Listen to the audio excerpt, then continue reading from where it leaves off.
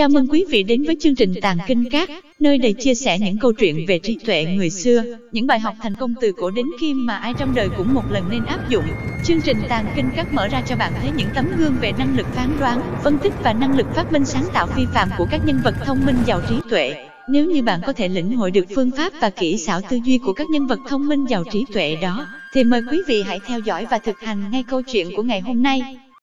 Đạo trời có 10 quy tắc không thể phá vỡ. Không ít người sau khi biết thì hối hận cũng đã muộn.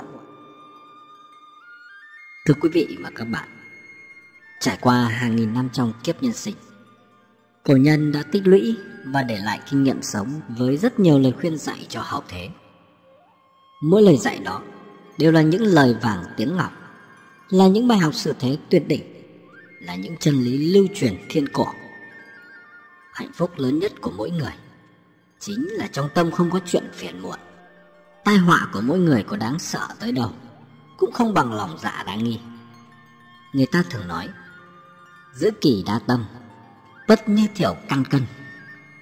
Nghĩa tạm dịch, nếu vì đa nghi mà sinh hiểu lầm, ta coi như không biết việc gì sẽ tốt hơn. Nguồn gốc của thị phi thường là sự đa nghi của con người. Đa nghi sinh bất lợi cho việc qua lại và chung sống giữa người với người. Chúng ta càng bôn ba vất vả cực nhọc kiếm sống vì những chuyện vụn vặt vướng víu quanh thân, mới hiểu được rằng bình an vô sự, nhẹ nhàng chính là hạnh phúc lớn nhất. Và chúng ta cũng hiểu rằng những lúc tâm như chỉ thủy, yên tĩnh ổn định mới hiểu được hiểu lầm chính là tài bạ lớn nhất của đời người. Chúng ta hãy cùng nghe và cảm ngộ 10 quy tắc không thể phá vỡ của thiên đạo sau đây, để sống một cuộc đời an yên và không phải hối hận các bạn nhé. Quy tắc thứ nhất: lưu thủy bất tranh tiền. Nghĩa là những dòng suối không tranh nhau chảy. Lão Tử nói thượng thiện nhược thủy, thủy thiện lợi vạn vật, phù duy bất tranh, cố vô ưu. Ý nói nước là thiện nhất, là tốt nhất. Nước đem lại lợi ích cho muôn vật mà lại không tranh giành lợi ích. Có thể làm mòn đá núi và không gì có thể ngăn được nước chảy. Đặc tính của nước là chân thành giúp đỡ vạn vật mà không tranh giành danh lợi, không tranh giành cao thấp, cũng không tự cho mình là hiểu biết, lại không khoe khoang bản thân. Chính là bởi vì không tranh giành với vạn vật, cho nên không có oán hận lo âu. Còn bất tranh tiên không phải là không mong cầu vươn lên, mà là tôn trọng quy luật của tự nhiên, không phá hoại cân bằng, không vì nhỏ mà mất đi việc lớn để tự mất phương hướng của bản thân.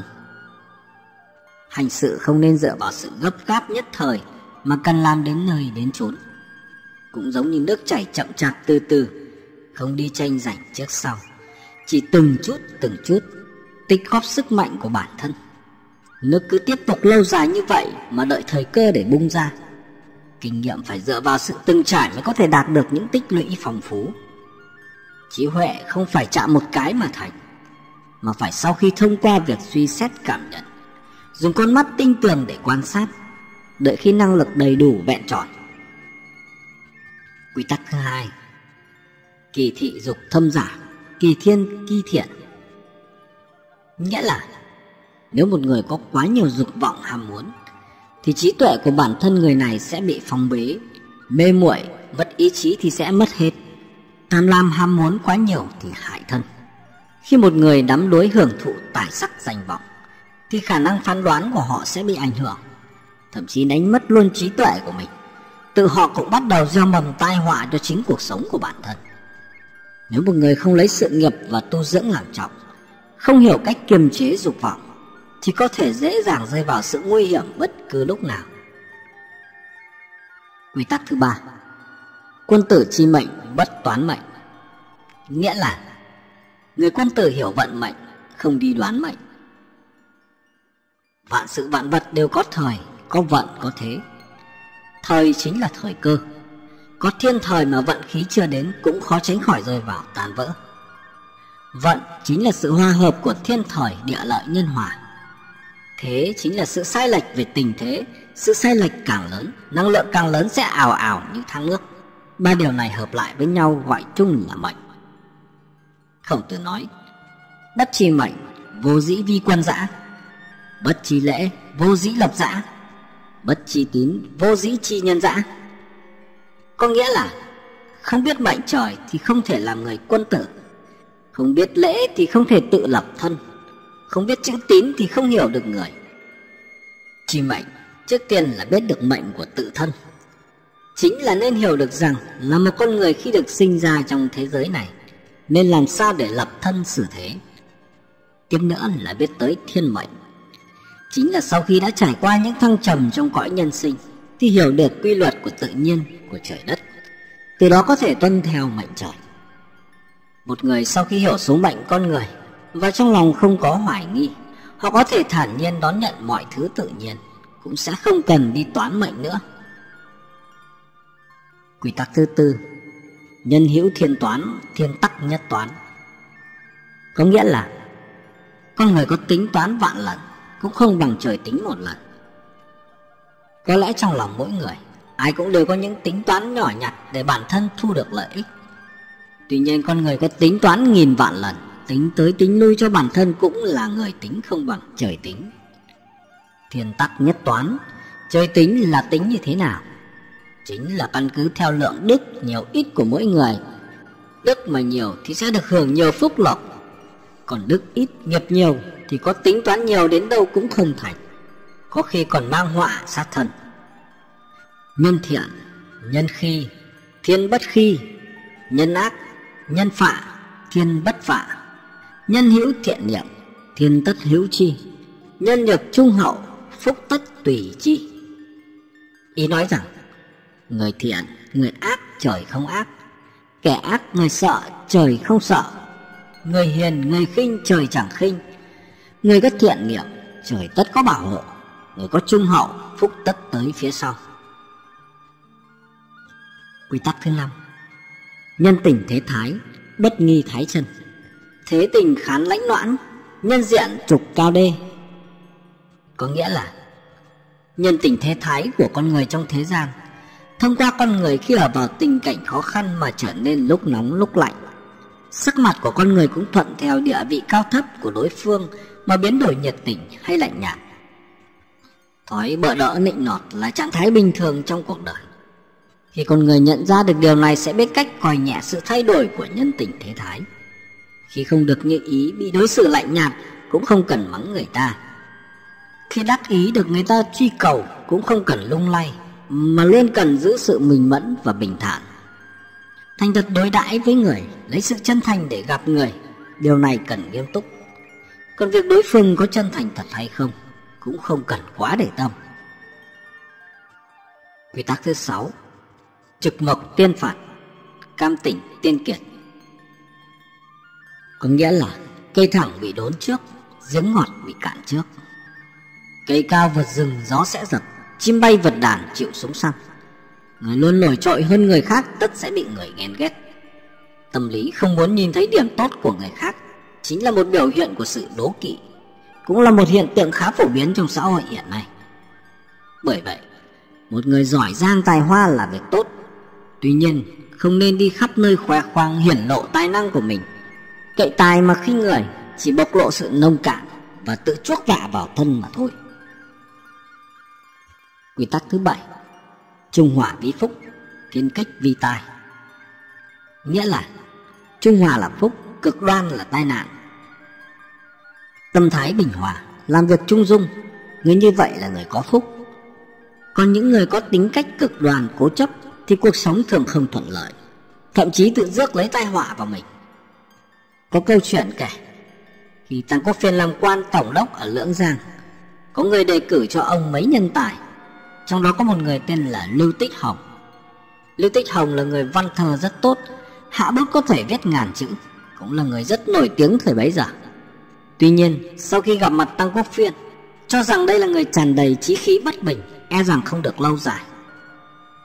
Không lâu sau, Lưu Tích Hồng làm phó sứ đi theo Quách Tùng Đạo, đi sứ tới các nước phương Tây.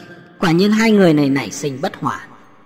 Lưu Tích Hồng bèn viết thư gửi về triều đình nói rằng Quách Tùng Đạo đưa vợ bé xuất ngoại, qua lại thân thiết với người nước ngoài làm ô nhục hình ảnh quốc gia. Quách Tùng Đạo cũng viết thư gửi triều đình tố cáo Lưu Tích Hồng ăn trộm đồng hồ của người nước ngoài. Lý Hồng Chương là người phụ trách giải quyết vụ việc mâu thuẫn giữa hai người. Khi đó người có quan hệ mật thiết Quách Tung Đạo đã cho triệu tập Lưu Tích Hồng về, không làm phó sứ nữa.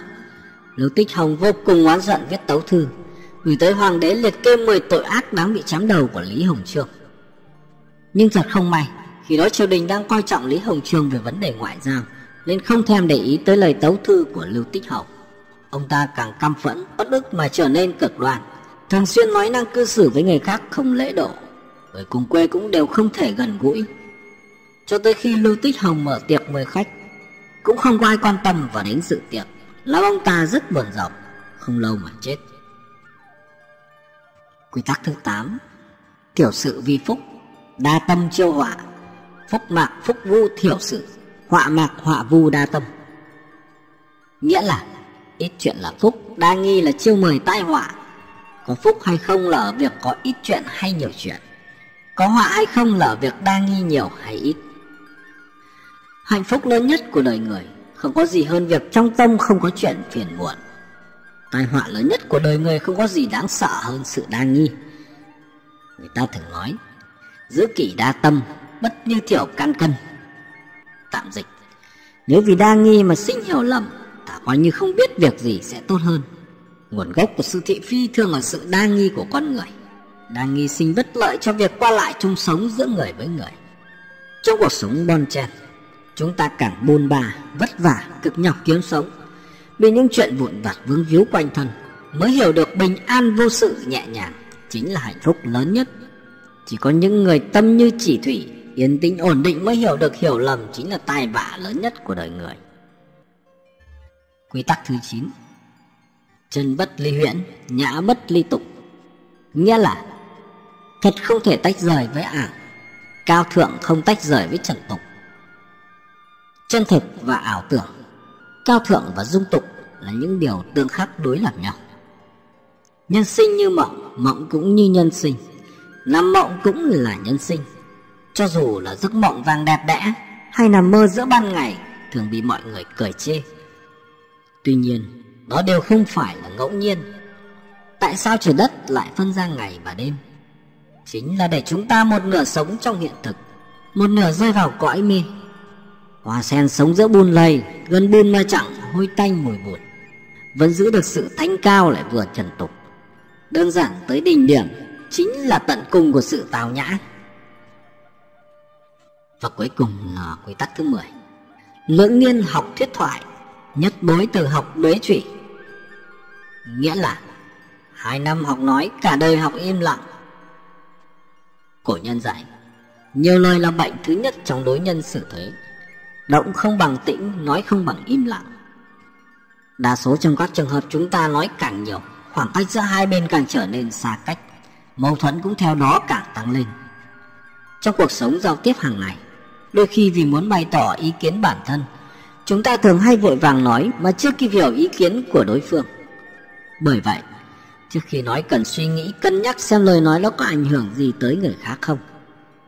Cổ nhân nói phong lưu bất tại đàm phong thịnh, tụ thủ vô ngôn vị tối trưởng. Nghĩa tạm dịch: người phong lưu kiệt xuất, lời nói thường ẩn chứa hàm ý sâu sắc. Những người ba hoa thao thao bất tuyệt đôi khi không phải là người có thể tỏa sáng. Ngược lại, có những người im lặng không nói lại ẩn chứa sâu thẳm trong tâm những suy nghĩ cao thầm khó lường. Cảm ơn quý vị đã quan tâm theo dõi. Hãy giúp chương trình Tàng Kinh Các ngày càng phát triển. Xin hãy vui lòng ấn nút đăng ký và ấn nút chuông thông báo để đón xem chương trình mới nhất và chia sẻ rộng rãi để giúp quý khán giả khác cũng nhanh thành công hơn. Cho đi là được nhận lại. Xin cảm ơn.